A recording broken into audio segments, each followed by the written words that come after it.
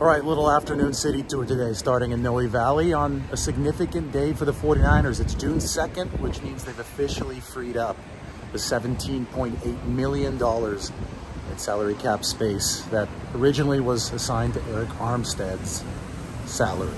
Remember that they designated Armstead for a post-June 1st release, so June 2nd means that money actually now frees up. With Armstead, you know, the post-June 1st release is a mechanism to split the dead cap hit when you release a player between this season and next season's books. So obviously they'll still be dealing with dead money from Arik Armstead, but the salary, which the 49ers were never going to pay this year, it still had to be on their books until June 2nd. So the 49ers now have about $25 million in 2024 salary cap space, but here's the key point that people are missing. And these are the people that are saying, oh, the 49ers are going to turn around and sign somebody or make some kind of huge financial splash with this new move. There's actually no move that the 49ers can afford today that they couldn't afford yesterday on June 1st before this money freed up. I'll talk about some potential free agent signings in a second, because I think the safety position is one that the 49ers have been interested in. But the bottom line is that there's no big ticket potential signing out there that the 49ers can suddenly afford with this new money. In fact, you have to look at salary cap space as a big picture thing. Unused space carries over from season to season. And I've talked so much about the future expenditures that the 49ers will have.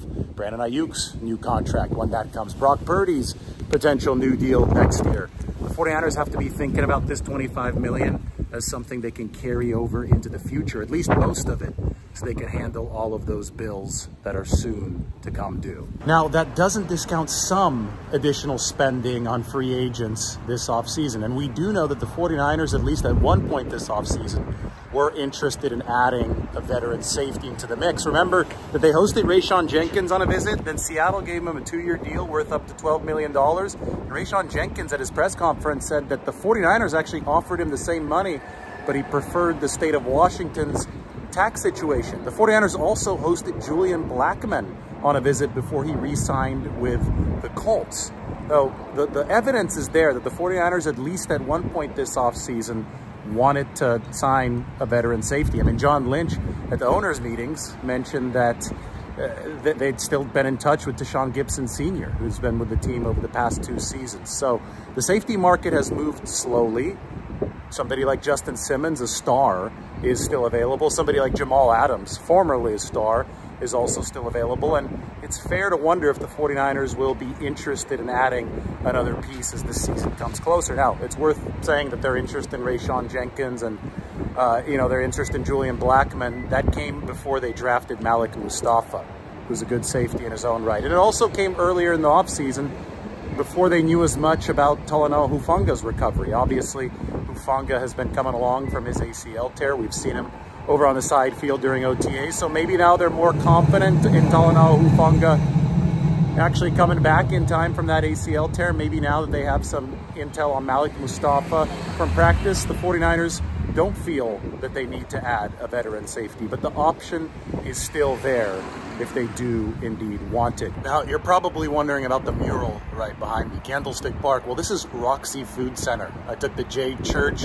Muni line out to Balboa Park, authentic San Francisco neighborhood. And if you're ever thinking about mixing pastrami and tri-tip, this is the place to do it. Yelp actually made a top 100 list of the best places to eat in the US a few years ago, and Roxy Food Center here in Balboa Park was on it. I made it back to the inner city, Dolores Park, San Francisco, back on the J train. What a Sunday it is. Right past San Francisco's Liberty Bell, which, of course, unlike Philadelphia's, is not cracked, and further into the Mission. So let's talk a little bit more about the 49ers salary cap situation.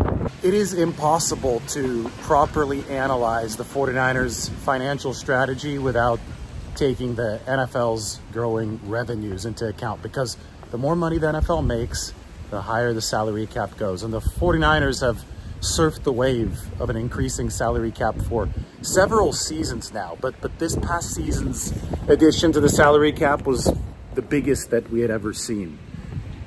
You can thank Taylor Swift for that. You can thank the NFL's new streaming deals for that. But the bottom line is the 49ers have a lot of A-list players They're paying them big money, and they're very interested in continuing to add to that core of A-list players moving forward. With that being the case, they're relying on the salary cap continuing to increase. Every single indication, from the ones that I already talked about with the Taylor Swift effect to the fact that the NFL is expanding into international markets with a lot of these games, every single indication suggests that the 49ers will indeed continue to benefit from a rising salary cap. That puts them into good position to pay Brock Purdy, to pay Brandon Aiyuk, to make it sustainable. But they're still going to need money from the now to carry over into the future to be able to afford everything. This, because with all the restructures that the 49ers have done, and that effectively just moves cap payments into the future, they're set to face some significant dead money bills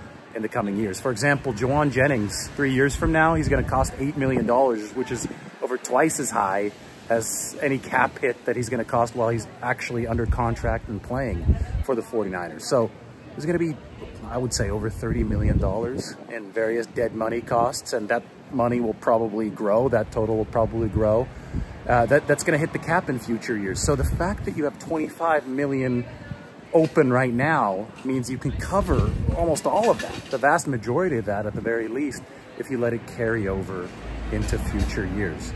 49ers, and nobody's quite sure how much space the 49ers will need to operate 2, 3, 4 years from now, because nobody's exactly sure how big the salary cap will be. It's tied to revenues on an annual basis. But so far, the 49ers have been playing an educated game of guess and check. They've sustainably surfed the wave. They're not like the Saints, who have had to cut players and who have, I don't think, managed the cap nearly as well as them. And the 49ers have to continue doing that even as the expenditures get more and more extreme moving forward. That's where San Francisco is right now with the salary cap. It is at a fascinating spot.